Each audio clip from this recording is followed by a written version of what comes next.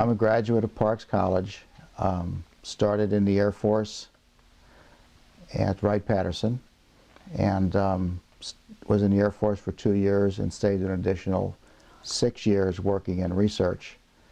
And then I returned to McDonnell Douglas and stayed there for 30 years, and finally ended up at Parks College again as an endowed chair. And at McDonnell Douglas, what was your work there? It involved a lot of high-speed work, hypersonics. We worked on things that flew from Mach 4 to Mach 12. We had some airplanes that flew Mach 12 all the way around the world. And just for the benefit of people, can you just explain what the Mach refers to? Mach number is how many faster than the speed of sound you are. So literally a Mach 12 airplane flies about 12,000 feet per second, or about 14,000 miles an hour. And it could fly all the way around the world. Almost built it.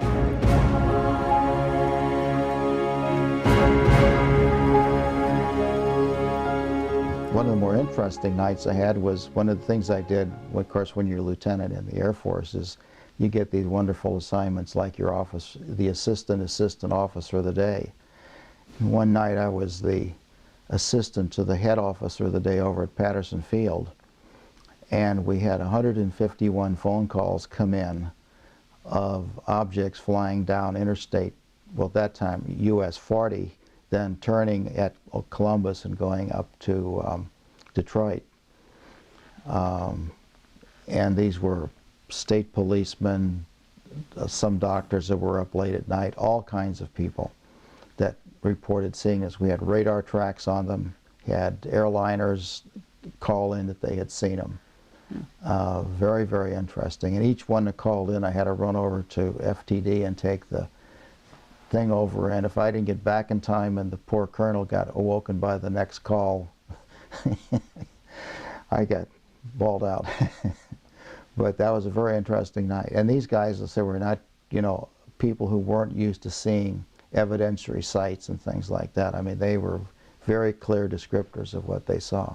Probably more than half of my career, I was in projects that were classified or compartmentalized. Can you describe how that process works?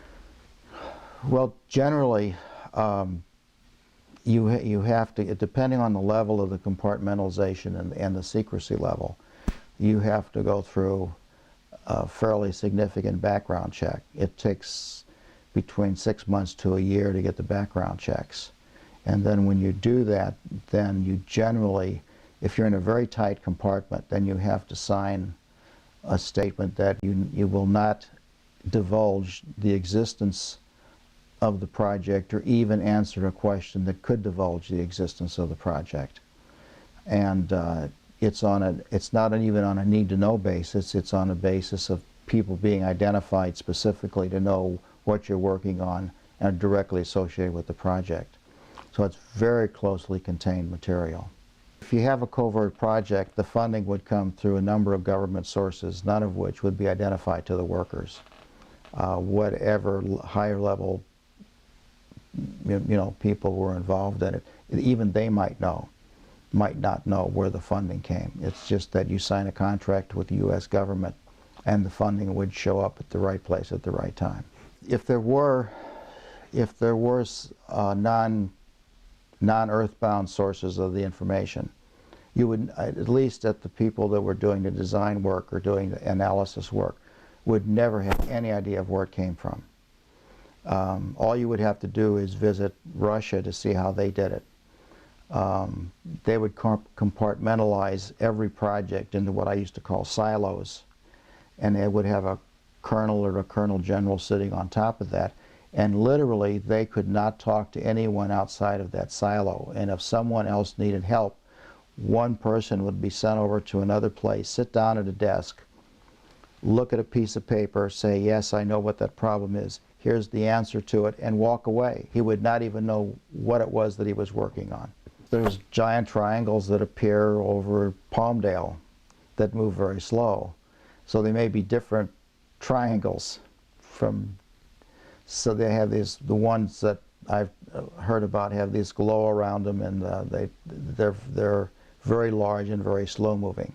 So that's different, I think, than the ones that appear over Belgium and that are very fast moving. The ones that appeared over Belgium that moved very quickly in a few seconds, no, you can't explain that in unconventional physics. Just like if you use, by conventional physics, I mean engines and jet engines and rocket motors and propulsion systems as we know them today. You put fuel in, you burn something, and it produces thrust and it accelerates an object. In that context, no. And in that kind of physics, you cannot explain hardly any human beings living long enough to go much beyond the edge of our little solar system, because it takes almost 13 years to get to the outer edge where the Kuiper belt is and some of the outer things that are going around with Pluto and Charon and those things. So that's 26 years round trip. So you're not even out to the edge of the heliosphere where the edge of the sun's interaction is with free space. That's 3 light years away, and that would take 150 years. So in the conventional terms, no, you can't explain it. It has to be, if the physics that have to explain that are quantum physics in which things can appear to be almost 2 places at the same time and appear and reappear just like positrons and electrons do in some of the high energy particle colliders. It's probably not anything pushing it through the air. It's a coupling of the device with the energy that permeates space. Probably Tesla was as close to it when he said that if given the right energy system, the right electromagnetic spectrum, I can power a human base on Mars from Earth without any loss of energy. And in quantum physics and zero-point energy, that's a possibility. But literally, Sakharov and the number of people that were working on it, I think, are very, very convincing arguments that the fabric of space is like an ocean, an energy ocean in which solid energy is floating on it, and solid energy is the mass. And if that's true, then gravity waves exist, and in fact everything goes back to Heaviside equations, and it's waves, not particles. And the quantum is now not mass but time. And if that's true, then there's a whole different, you look at the whole universe in a different light. And then a lot of things become possible that we think impossible within our current understanding of what time and space and thrust and force and all that is. If they come from the other part of the universe, if there are craft that travel, galaxies on the average are 10 million light years away. And even our galaxy is about 100,000 light years across. All of the conventional thrust and force mechanisms that we conceive of just won't work in terms of human time frames. That's the only explanation I can get, is that if people are here from another civilization, then they've understood the finer points of quantum physics and how to couple that from particles into beings that can do what particles can do now. When I was at Wright-Patterson, we had the flying saucers that went up. I think they covered the distance from Columbus to Detroit in something like equivalent of about 20,000 miles an hour.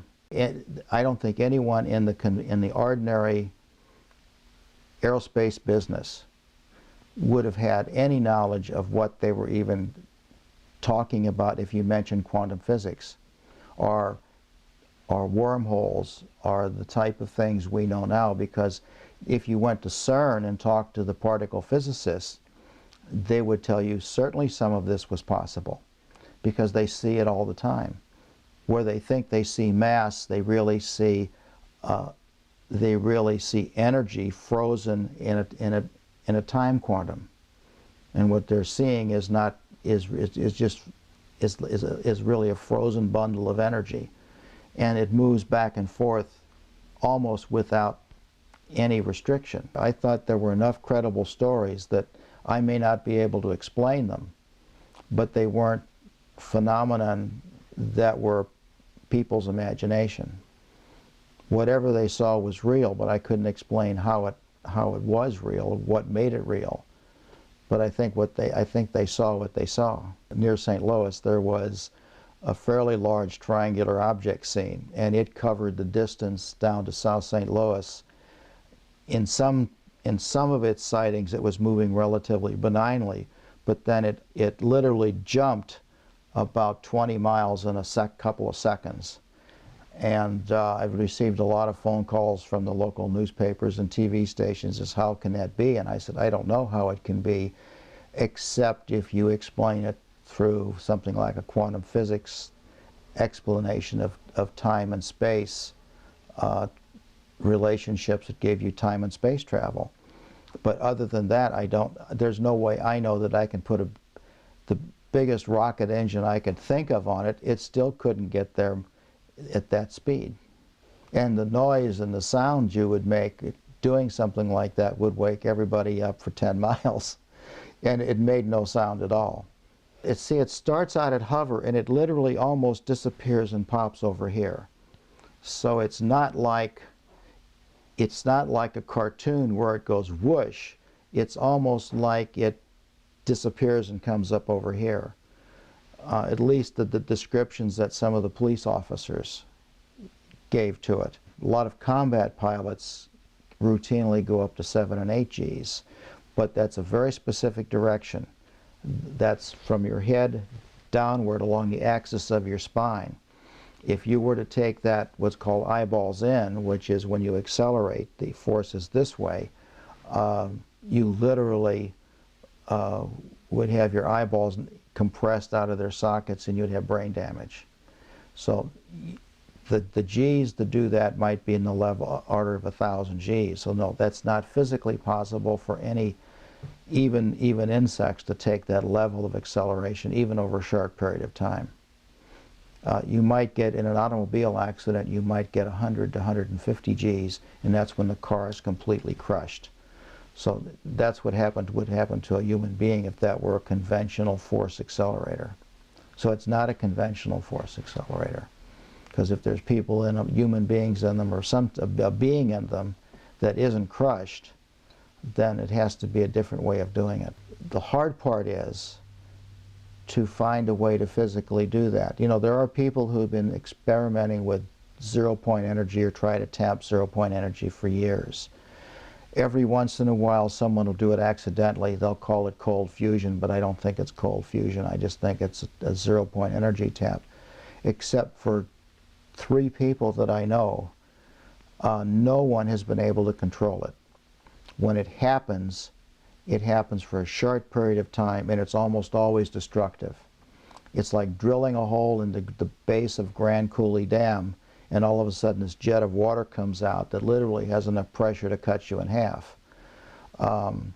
Without a valve on it, you can't shut it off. There's one guy that a friend of mine actually visited in Ann Arbor, Michigan, that was, I consider, a mathematical genius that actually figured out a way to control it. He was so paranoid, he divorced his wife, left his wife and children, and went in hiding, because he was terrified that someone would kill him for the knowledge that he had, the ability to tap this whenever he chose to and control it. We don't know where we haven't seen him in 5 years. I don't know where he is. You know, right now, today, you've got an energy problem with the price of oil. What do you think would happen if you introduced an ability to tap? Zero-point energy represents about 40 to 50 megawatts of power per cubic inch of space. That's a lot of power. That's 4,600 million watts of power. And if you could tap it at will, then no one would have to sell gasoline or oil anymore. You would just tap into it. It would be it would be like taking and going out to the Great Lakes and taking out one drop and using it. You'd hardly miss it. And since it permeates the whole universe and it continually fluctuates as the matter and antimatter interact, it's not like it's a steady lake. It's a pool the size of the universe. So you'd never, for what we would use it for, you'd never even miss it.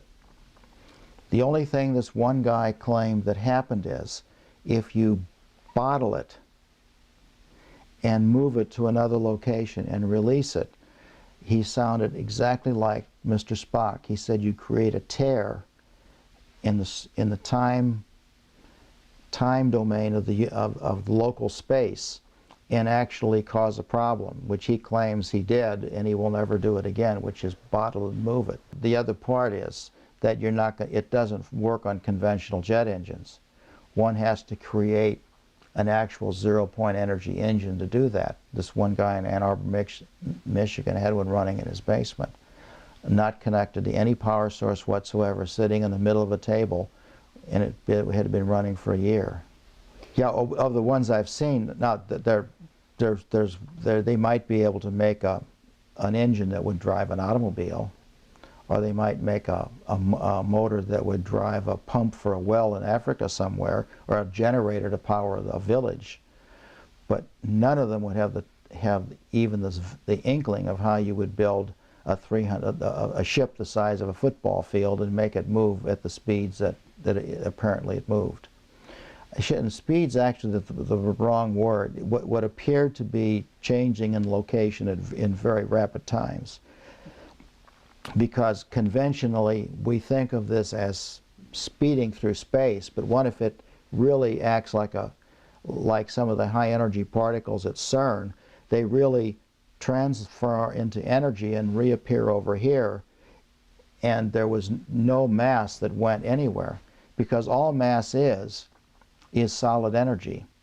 And if you find a way to move back and forth with that, the conventional wisdom is that a complex organic structure like us cannot transfer back and forth from energy to solid, but that's because we've never seen it done. What you represent is solid energy.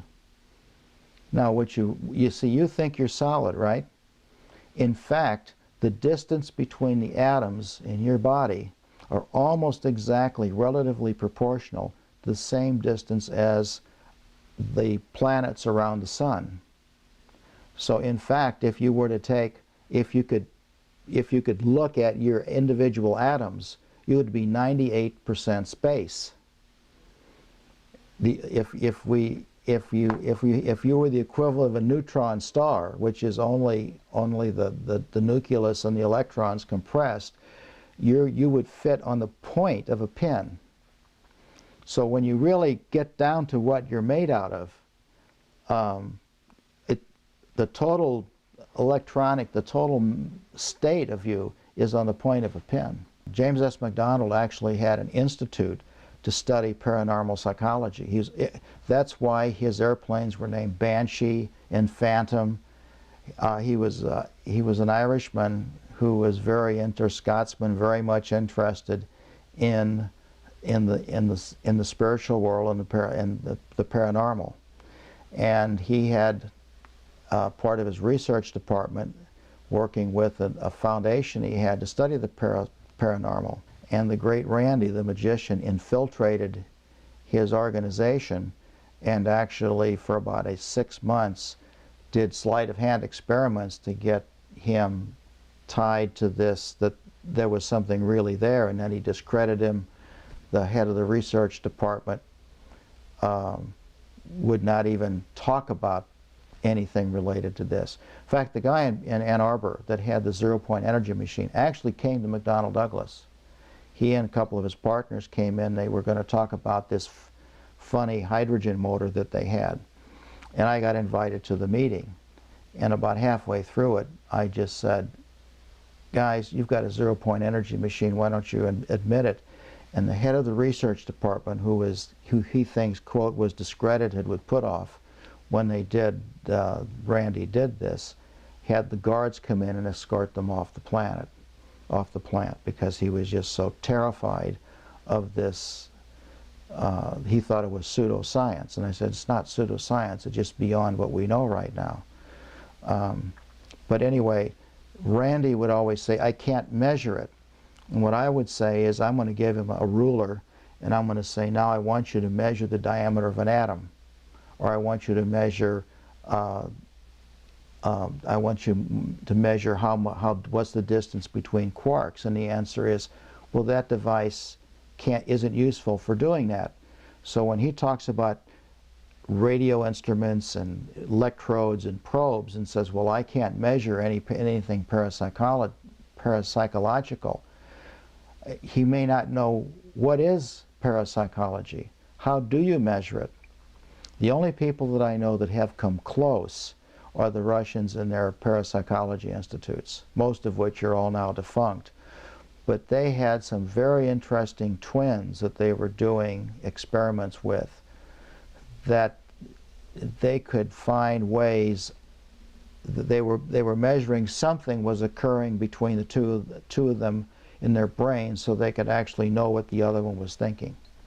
And it's utterly amazing as to the spectrum of electromagnetics that are going on inside the brain.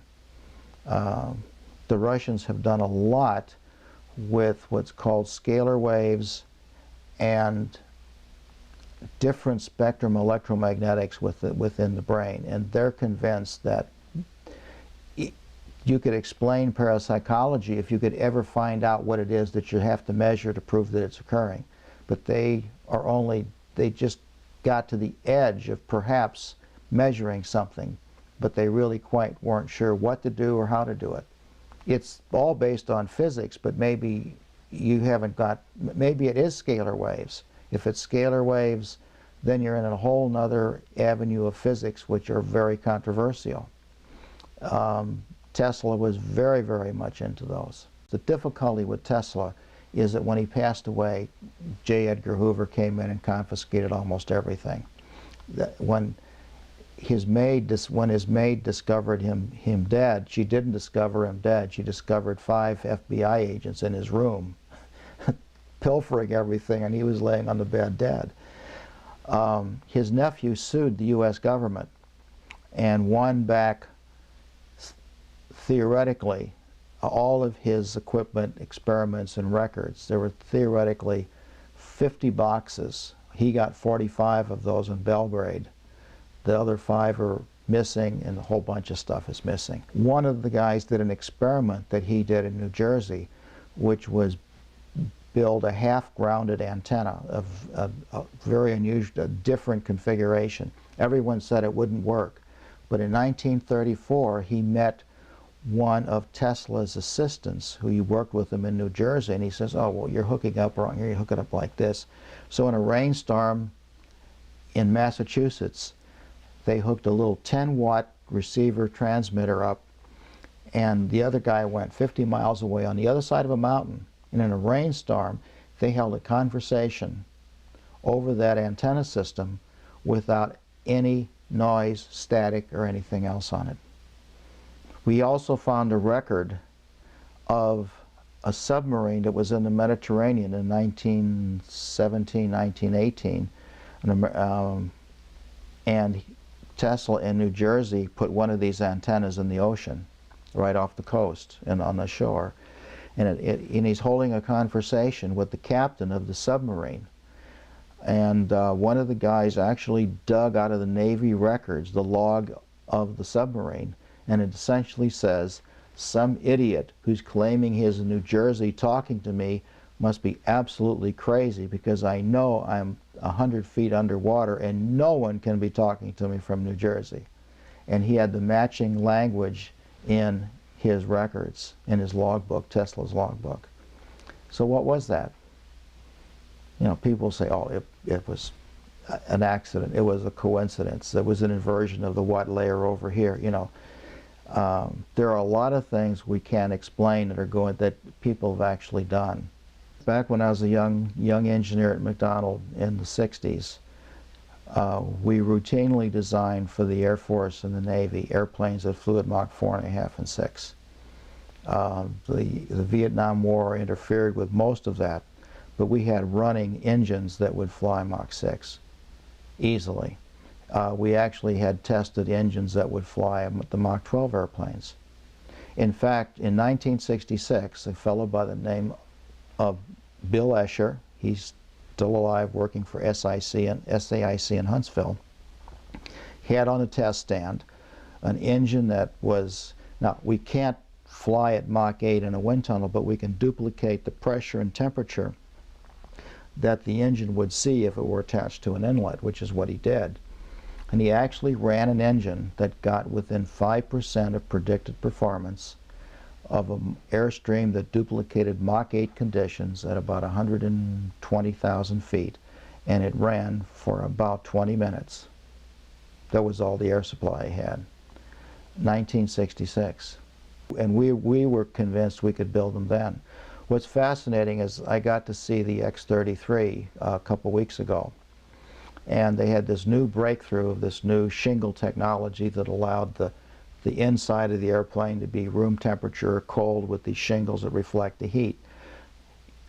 They look exactly, now they're a little bit thinner because they have a little bit better materials, but we built exactly the same structure in '65 and tested it to Mach 12 conditions. Almost the same standoffs, a little bit more elegant than what we had because they have a little more elegant materials these days. But we were convinced we could do it then.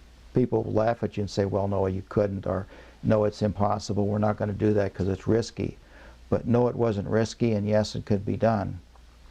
All it takes is a dreamer.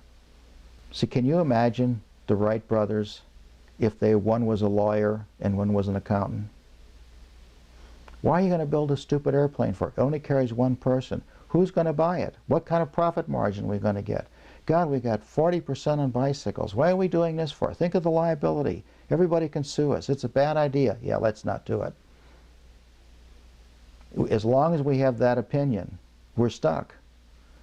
What you have to say is, by gosh, it's something that no one's ever done before. Let's try it. If I were to look at, since my first introduction to UFOs as a young lieutenant, to today, I would say you have to look at, first of all, I believe there's a large number of covert projects that go on in the United States that none of us are ever aware of.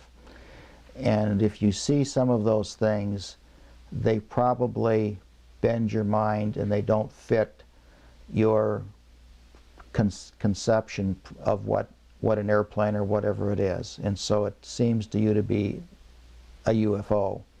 So I think maybe a large fraction of those are covert projects that we're doing or someone's doing that are earthbound and human beings, and if you really knew what was behind them, you would say, yes, I can see how that works. But then I think it's like Project Blue Book. There's this hardcore 10, 15% or 20% that don't fit any explanation other than the fact that the individuals, the beings that are in them and came here by way of a process that we're not familiar with, that is time-space travel. And I firmly believe that some of those are like that. The history of the world has been that the wrong individual getting that information can use it for a lot of destructive things. Not everyone would use it for the betterment. Almost anything you can think of can be turned around to be used as a weapon. And when you get into these kind of energy time transitions, whatever, and that's, I can't think of the best word. It's what Tom Bearden says, that they could be used to just wipe out whole segments of the population and the Earth, as well as they could be made to liberate us from all dependence on fossil fuels. Well, first of all, the ballistic missile defense system is probably a pipe dream in the sense that if what it's designed for is that you know where it's coming from. And when we had Russia, there was a 50-50 chance that you knew about where it would be coming from. With the rogue nations we have today, it's absolutely ludicrous. It's the guy who walks in with the briefcase with... Remember that in the 50s, they built a nuclear warhead that fit inside a Sparrow, AIM-7 Sparrow, which has an 8-inch diameter body. And that was a quarter-kiloton weapon. That'll fit inside any briefcase you can think of. Now, the guy may die carrying it, but he's going to die anyway, so what difference does it make? I'm far more afraid of that than... If people can, if beings can travel in time-space, then anything we would put in orbit as a weapon would be like going against Genghis Khan with a firecracker. You know, it doesn't make sense. You know, when we talk about zero-point energy, what that means is that when everything comes down to rest, there's still energy left. It's like sea level in the ocean. And there is a constant flow of energy between matter and antimatter as it annihilates itself and recreates itself. It occurs in stars. All of these big star factories you see now with Hubble is a continual exchange of energy. And although the average is zero, that zero may be a pretty high level above nothing at all. And what Sakharov and some of the physicists said is that it's this level that creates the background for the universe to exist. There's a group of Russians that used that tube to repeat an experiment that Tesla ran in Colorado Springs. When he ran it, he actually he tapped so much energy that the electric energy flowed back through the wire and actually destroyed the power station at Colorado Springs. And when the Russians repeated it at Moscow Aviation Institute, they blew up the 1 megawatt power station at MAI. This was 1980. When I got involved in space again with Sandy McDonald and we started what eventually became National Aerospace Plane, I met a group of Russians over in England at a conference, and one of them had been involved in transmitting energy from an antenna on the ground to a satellite in orbit back down to Moscow with only about 10-15% losses. And he said the reason we can do this is a scalar wave projector, and here's what it uses. And he opens up his loose leaf binder and says, now you can't take any pictures of this or make any sketches, just look at it, and lo and behold, there's the tube I saw in Smiljan, Yugoslavia. And this was the antenna that what Caspar Weinberger was saying was the anti-ballistic missile thing. And he told me even then, he says, you know, if you ever go in the building, all you're going to see is an empty concrete building with a couple of cables, because it's not an anti-ballistic missile radar, it's a scalar wave transmitter. And finally, when the DOD got in there, they found an empty concrete building with a couple of wires in it, and he said, they pulled everything out. And Victor says it never was in there. So they actually, he claims he transmitted up to 10 megawatts of power from this station to satellite to Moscow and got about 8.5 to 9 megawatts of power back received in Moscow. So they were on the verge of understanding how you do some of these unconventional things. But all of that is now gone. I don't know where he is. He lost his job. His institute disappeared. So a lot of that work just collapsed in the Soviet Union. That's the same tube that Tesla says he could transmit energy to Mars, the surface of Mars, and support a human colony, or to the surface of the moon. So once you break through that, and you actually do that, then just think of the whole. Then fuel doesn't become a problem anymore in orbit. You just use one of these tubes to generate the power directly to the right antenna, and you can fly to the moon, you can fly in orbit, you can do anything you want. I think it's like a lot of things, the people that, if there are a group of people in the world that have access to it, I don't think they know how to let go of it because they're afraid who's going to get their hands on it. Even though there'd be tremendous benefit to mankind in getting us energy sources that we wouldn't have the problems we have with today, they're also worried about that somebody could take that same energy source and do the equivalent of what they did with the coal, of instead of blowing a hole inside, just obliterating the whole ship.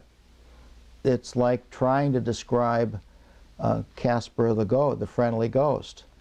You might see a cartoon of him, but you don't know how big he is, you don't know where his funding comes from, you don't know how many there are, because of the compartmentalization and the oath that people have to take.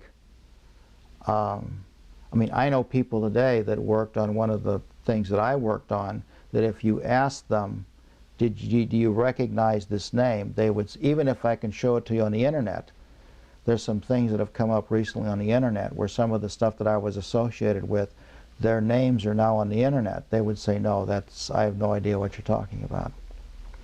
In their 70s now. But they still absolutely would never admit that they even know what you're talking about. So you don't know. You have no idea. But it's probably larger than you think. And again, that there's a reason for it, and that is you don't want people who would be hostile to you to know what it is you could do to them if they really caused a major catastrophe. Because if they knew that, you wouldn't prevent them from doing it, they would just do it another way. And that's the hard thing to do this today. I mean, who would ever think in Japan that a group of Japanese citizens, who are normally the most controlled individuals you've ever seen, would release sarin gas in their underground metropolitan train system? It just blew my mind that they did that. The possibilities of UFOs are much superior than we think. Really, probably it's hard to say that unidentified flying objects fly. What does it mean, fly? A plane flies because it has a sort of importance, but probably